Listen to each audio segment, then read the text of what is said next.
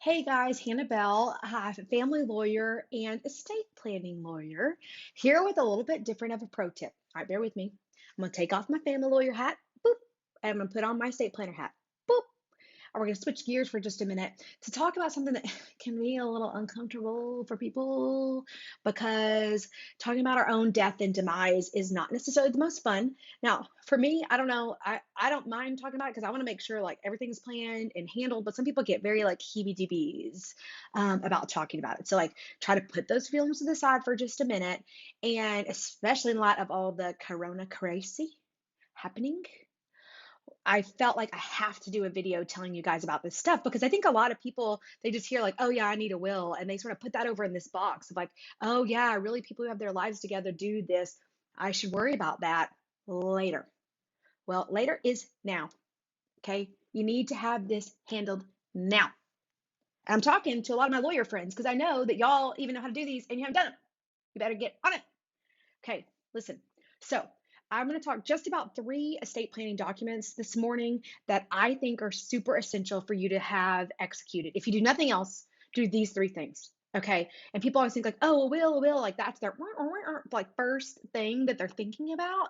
But I tell people like, look, yes, you need a will, and we'll talk about that more in a second, but that's not even my biggest concern. I have two other fish to fry before I worry about your will. I'm going to talk about those two different powers of attorney. Now, you've heard people say, like, oh, I have the power of attorney. Well, that can mean usually one of at least a couple things. We're going to talk about a medical power of attorney and a statutory durable power of attorney. Now, I call them the medical and the money. Okay, so let's talk about medical first, which is sort of on everybody's brains with everything going on. Now, what a medical power of attorney does is allow you with this paper to designate someone in your life to make medical decisions for you when you can't. Now, you can make them execute them like where they could be right now, but probably you wouldn't do that. So let's just talk about future decisions. So, if you're certified as lacking capacity to make medical decisions for yourself, like you're unable, you can't, then you've already designated when you were able to make decisions who should stand in your shoes and make those decisions for you. I mean, it's a super important job for someone to make medical decisions when you can't, right? And I think let's just think about how that plays out. So, especially with all the corona stuff going on, all right, let's just use that as an example. I hope it's not too soon or something, but it's just true. So, say that you have to go be to the hospital, you got this shortness of breath and all that, and you go, and before you know it, you're on a ventilator, God forbid, and you need someone to make medical decisions for you because obviously you can't. And we want to make sure that you have told the world with this paper who that person should be. And we want to make sure there's no dangling medical powers of attorney out there that designate someone you don't want to be your power of attorney, like our ex spouses. Ah! So I need to make sure that we have this executed in favor of like your spouse, your mama, your daddy, your brother, your sister, your best friend, whoever you can trust to make those decisions. Now, people sometimes get hung up like, I don't know what I want about life support and all that. Look, you don't have to worry about all of that. This one just gives them the power to make medical decisions. Get it done. Super important. And I tell my clients who are maybe a bit older and have children who are no longer minors, who are 18 and up, listen here, those kids need to have these forms done, designating you as the person to make those decisions. Because think about like they're on a spring break trip to Florida or whatever, which hopefully we'll all be doing that before too long. uh, but so they're on a spring break trip and something happens, God forbid, and we need to be able to make decisions in Florida for whatever's going on with them. I want you to have that paper. You just email over, mail, whatever to the doctors and hospitals down there saying, oh, that's me. Let me make the decisions. We're also going to execute a HIPAA release for you. So they'll release medical information to you because they really shouldn't for like a 20-year-old kid because they're an adult. So we want to have the HIPAA release is one of the documents we do with the medical power of attorney, and then you can handle what needs to be handled. Otherwise, then what? And there's some statutes and gap fillers, but we don't want to be relying on gap filler law that you've got to convince a hospital to follow. You don't want to be in that position. So, okay, that's medical power of attorney. Number two, the money power of attorney.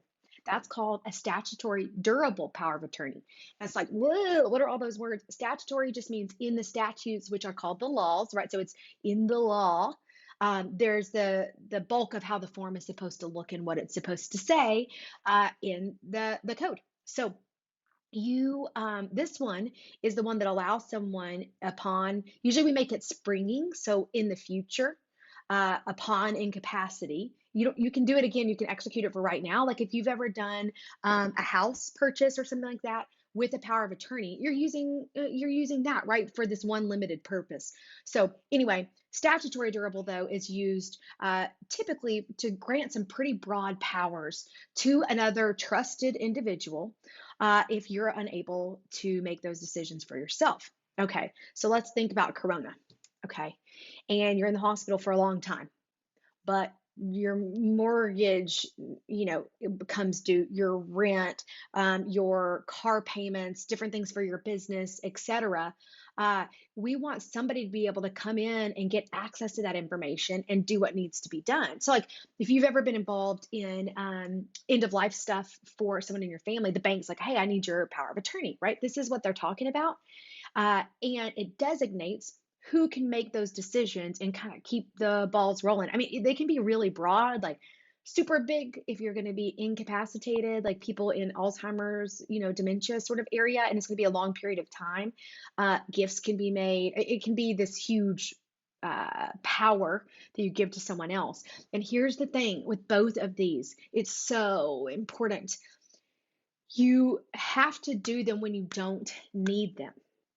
Like waiting until the dementia has set in is too late because the person executing the documents has to have the ability to do that. They have to possess the capacity to give that power to you.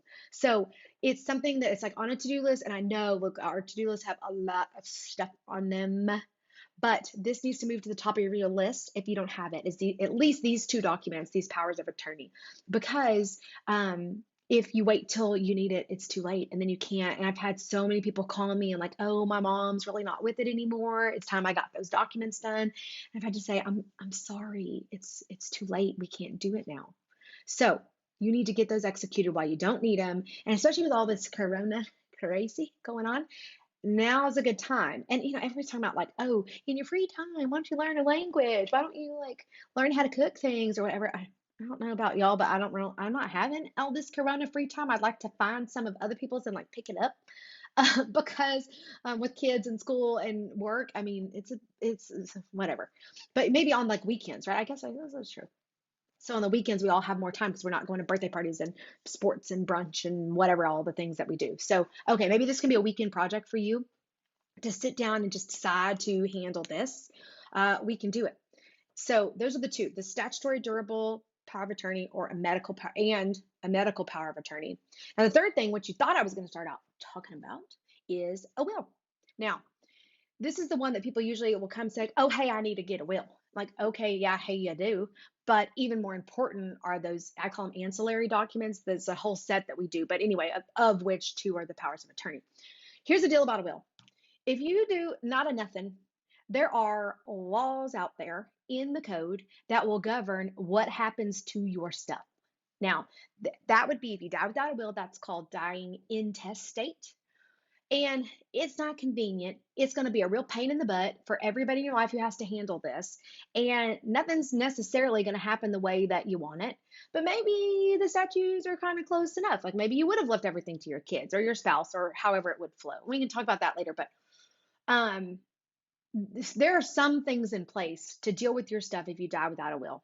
But the thing you have to ask yourself is, do I want to just, number one, let the state legislature decide where my stuff goes? And number two, create this super headache for everybody in my life because I haven't handled this. I haven't named an independent executor and made this whole process a lot smoother.